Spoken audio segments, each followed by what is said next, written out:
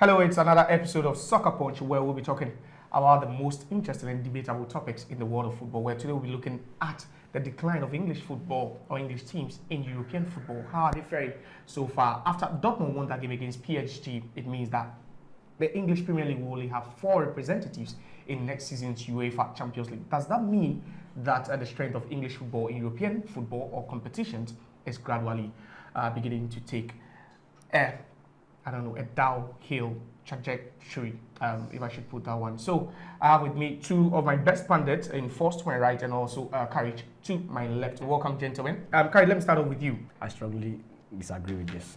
They are good enough? Yes, for sure. Who are the current defending champions of the UEFA Champions League? But they can't defend it this season. Who are the defending champions? It's Manchester City. Manchester City. Manchester City. That should even tell you for a fact that they are not declining. It's just some little twist to this. You see, the UEFA coefficients has a lot to do with point accumulation. Yeah. For this season. Yes, for just this season. You see, this Bayern Munich team is capable of beating every team, any team in the world right now. So losing to Bayern Munich, a team with so much history, pedigree, character, and everything, is no news. See, it has to do with just two teams or one team pooling nations or pooling a specific league. You see, when we go to Germany, for instance, it's been Bayern Munich all these years. Yeah, but then they have their constant appearance in semi-final. This year, Dortmund came. If we should have had a twist like Dortmund facing Arsenal, that would have been a bit fair. I know you agree with me on that. If Arsenal had met Dortmund, it would have been for a different story right now. But Arsenal, Dortmund knocked out Atletico Madrid. So why are you not giving them credit? Atletico are no match. Atletico Madrid knocked out last year's finalist, Inter Milan. Still no match with this current Arsenal team. Then when we want to talk about European League in general, I don't think any team are doing better than England. You see, let's take it from 2019. We've had 2 English teams winning the Champions League. In that time? Yes. Chelsea won it 2021. Manchester City. How about the other European teams? So you can even look at it from that perspective. It's been just the powerhouses against England. Okay. Man City, Chelsea, that's 2. Yeah. You go to Spain, it's been Real Madrid. Just Real Madrid in the past 5 years. So with this, you can clearly agree with me that it's not been as people are assuming. First, let me bring you in quickly. Well, to be candid with you, this is one of the most insipid analysis I've ever heard. When it comes to the vigor of English football. You understand? I mean, during the latter stages of the 21st century, right, from 2000 to 2010, there was probably no team in Europe that was more greater than the English teams when it comes to the Champions League. Yeah. You understand? I mean, Liverpool was there. Manchester United was there, Chelsea was there. These are the 3 teams that were dominating European football to the extent that sometimes you could have 3-4 teams in the English Premier League playing in the semi of the Champions League. This shows you the dominance of the English team. This shows you the dominance of the English teams in the Champions League. But you actually, so over the past couple of years, what has been the turn, what has been the system?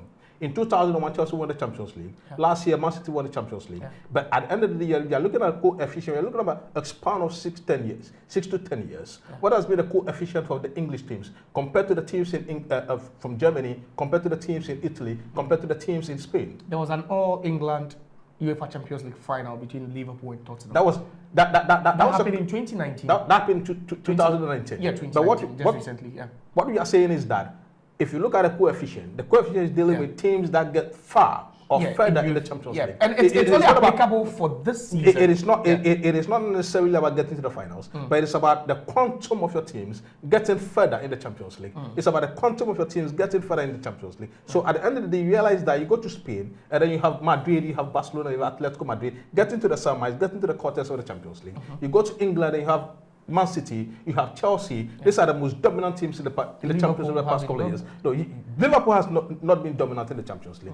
You see, you talk about dominance. When you talk about dominance, you talk about the Spanish teams, how Real Madrid was able to win the triplet 3 times consecutively. Nobody has been able to do that. The last time somebody did that was in the 1950s by Real Madrid again. So when we talk about firepower, we talk about how dominant teams are. We are not talking about just teams getting far, but teams who have been so powerful in the Champions League to the extent that even though Bayern Munich is not doing well in the German Bundesliga, they have been able to knock out the best team, or probably the second best team in England, by knocking out Arsenal.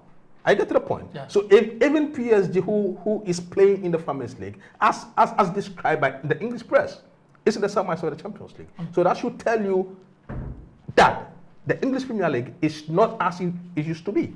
Okay. It's as simple as that. All right, so we are talking about the decline of the English teams in European competitions in the 2023-24 season. But then does that mean that English teams do not have the pool anymore? Are they beginning to lose it in Europe? You can also have your say. Just comment in the comment section. Let's get to see what you have to say about that. Now, moving on to our next topic. The question is with regards to the Bundesliga player who's currently playing for Borussia Dortmund. That's Jadon Sancho, on loan from Manchester United. He's been putting up some stellar performances for the Bundesliga outfit. But then the question is that should Jadon Sancho return to Manchester United after the end of his loan spell with Borussia Dortmund? The player is saying that he'd love to spend the rest of his time with Borussia Dortmund, regardless who will be in charge of Manchester United come next season, being it Ten Hag or whoever takes charge of the team. So that's what we'll be talking about, gentlemen. Jadon Sancho, first, I'll be starting with you. Well, I think it's going to be cataclysmic for him to go back to United. He doesn't have the... I don't want to be too harsh on him, you understand? I mean, he's one of the young guys who thinks that they are bigger than the club. Whoa. I get to the point. We are talking about the biggest club in history. We're talking about the biggest club, not even compared to Real Madrid. So if you have the privilege, you have the opportunity to play for Manchester United, you avail yourself. You work hard. You work your socks off, because at the end of the day, it doesn't necessarily depend on talent alone. Because we've had great players play for Manchester United. You have Cantona play for Manchester United. You've had you have Cristiano Ronaldo play for Manchester United. You have Ryan Giggs play for Manchester United. There's no way that you can compare Jadon Sancho to any of these people when it comes to talent, when it comes to dedication, when it comes to hard work. On what basis do you say that he's not working hard? I am saying that at the end of the day, when he came to United, what was his contribution to the cause of United? To the extent that he was given 6 months off to go to Holland. You see, why are you not talking about the environment where he finds what environment? There are players there who are performing. There are players there who are performing, isn't it? So at the end of the day, if you have been given the privilege, you see, you play for Dortmund, I don't have a problem with it. You can compare Dortmund, you can compare the history, you can compare the tradition of Dortmund to Manchester United. You are talking about a team that has got a history, even if they are not performing well, they are commanding the highest respect when it comes to football. You are talking about a team, right, that has been coached by Sir Alex Ferguson. Arguably, or unarguably, that's what the same Manchester United it is the same Manchester United. No matter how Real Madrid is not doing well, there's no absolute player or a single player that is going to put up the behavior that Jadon Sancho did at Manchester United. To me, I don't even think that he should have been loaned. I thought that he should have been sacked. His contract should have been ripped off. He should have been on what basis? On the basis that he disrespected the club in the sense that he insulted and insinuated insult against. Speculated. It was alleged. No, it is not alleged. You are speaking gibberish against a coach that is leading you. At the end of the day, you should give some reverence and respect. I'll get back to you. I'll get back to you. Did you side with him on that? I think Jadon Sancho, if he wants to show his worth, or for the whole world to see the caliber of player he is, he needs to return to Manchester United. This is a guy who was born and bred in Manchester. Yeah. You know, he went through the ranks of Manchester City Academy before moving on to Dortmund at the age of very teen age. Yeah. So you see, first of all, let's look at it from this side. Who are the players on Manchester United's wing or attacking list? I have a player like Hosberg. What has been his contribution so far? Anthony. One goal. Marcus Rashford. Alejandro Garnacho. I think the most lively... Don't mention those names. The most lively person or attacker... Please, I just want to chip in, right? Nobody is doubting the talent of Jadon Sancho. Yeah.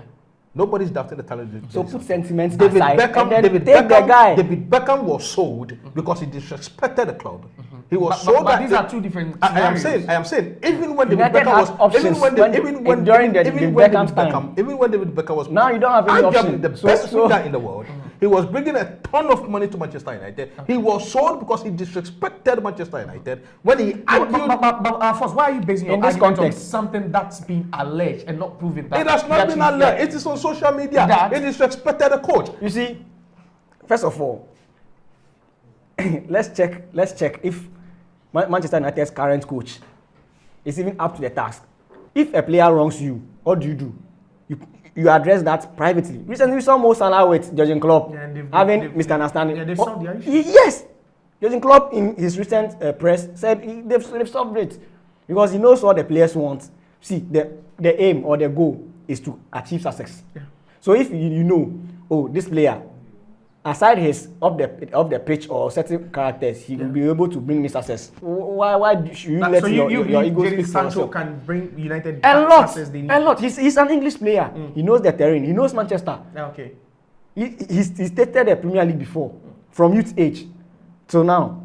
He can do well. See, he's just in Dortmund to regain some confidence. Yeah. So Manchester United, So needs after him. regaining You can't that keep a confidence player. at Dortmund, you expect him to come back? Yes, he should come back. Manchester United. You can't keep a player who scores one goal and then a spinning machine and then leave Jadon Sancho. And who is that player?